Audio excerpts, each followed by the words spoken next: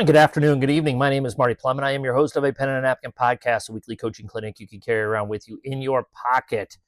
Welcome to the Pen and a Napkin studios. I have to do this one and done in the studio because I haven't been able to take my walk for a couple of days because it just won't stop raining here in Omaha. But such is life. Anyway, this week's one and done, common language. What is the language of your program? What are the key terms that you're using? And have you implemented that into your program from top to bottom and from bottom to top? For me, it was really, really important, for better or worse. And there's going to be people that are going to fight against it. There's going to be people that say, well, that doesn't make any sense to me, or I don't want to do it like that. And I think that you have to have some real tough discussions with some people.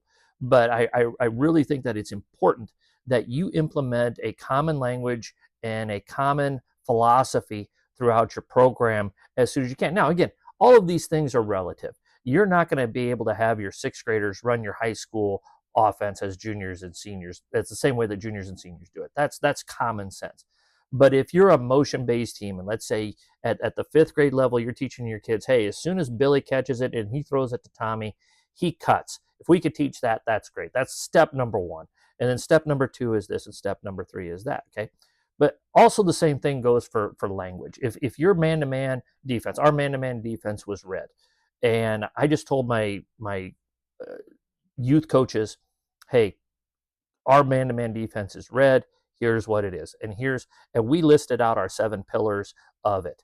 And here's our 7 pillars of our defensive system. Here's what we're going to do at all levels, but we called it red. The middle of the lane. You've heard me say this before on podcasts and various different platforms. The middle of the lane was Manhattan. It's the most valuable piece of property on the floor. Different things like that. If we're going to call a closeout this, if we're going to say high hands on closeout, that's what you're emphasizing to your youth and junior high coaches and your freshman coaches. And so you need to develop that common language and what means the same thing to everybody. We have different terms. Some people call it the nail. Some people call it the high post. Some people call it, like us, we call it Manhattan. It's all the same thing. But what's the term that you're going to use? And the overall purpose, and this is what you have to get your youth coaches, your junior high coaches, your lower level high school coaches to understand. It's not about you. It's not about you. It's about the system and doing what's best for the kids so that they can have the highest level of success that they can possibly have at the high school level. And so we build those things. And maybe, yeah, but when they're sophomores or juniors, and you say Manhattan is this to us. Well, Coach Johnson called it the high post, or he called it the nail. Well, you know what? You got to spend 3 minutes explaining that. You know what? That's 3 minutes that you're taking away that would be easy, or that you could be using to do something else. But because of the failures of the system below you, you've lost that 3 minutes. And it may only seem like 3 minutes, but it's a big 3 minutes. And it's a big step towards the continuity of your program and wanting to have success in your program. And any program that is going to have success, you've got to have that continuity, and your coaches have to be willing to buy in to what you think is important. And I really believe that having a program language is really, really important to that. So this is this week's one and done. Work on your dictionary. Put together your language.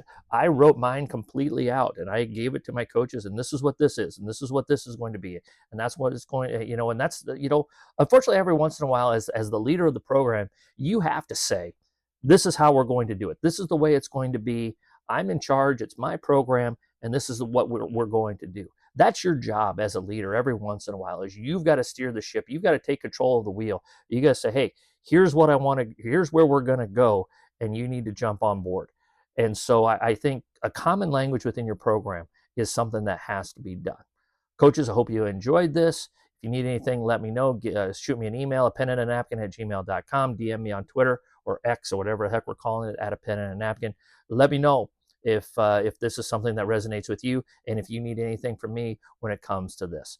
Let's get better today.